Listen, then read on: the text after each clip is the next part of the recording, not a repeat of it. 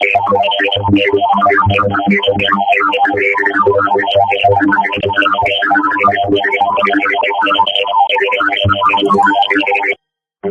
confirmed.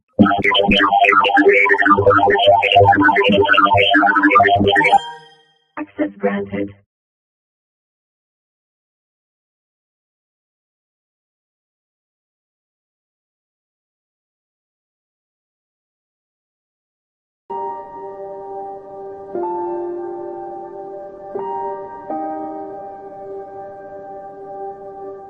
Setiap hari, ada murid yang berdepan dengan buli dalam diam dan tanpa bantuan. Buli fizikal melibatkan perbuatan seperti menolak, memukul atau merosakkan barang orang lain. Buli fizikal meninggalkan kesan pada tubuh dan emosi mangsa. Kata-kata juga boleh melukakan.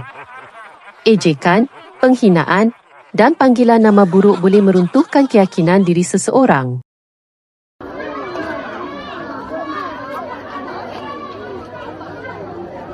Dipulaukan, tidak diajak berkawan, atau disisihkan dari kumpulan boleh membuat seseorang merasa tidak dihargai dan keseorangan.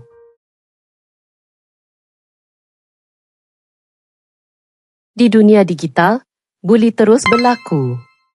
Komen jahat, penyebaran gambar memalukan, dan mesej berunsur hinaan boleh menghantui mangsa setiap masa. Buli meninggalkan kesan yang mendalam. Ketakutan, tekanan emosi, dan kehilangan keyakinan diri. Kita semua boleh membuat perubahan.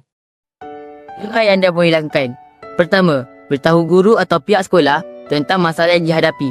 Kedua, kumpul bukti keadaan seperti tangkap layar atau ugutan. Ketiga, lindungi diri dan kawan daripada pembuli. Dan keempat, jangan berdiam diri atau membalas balik.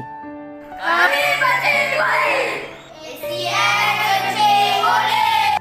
Jangan diam kerana boleh. ACN kecil boleh. Jangan membuli. Hentikan buli. Bersama, kita mampu mewujudkan persekitaran yang selamat untuk semua.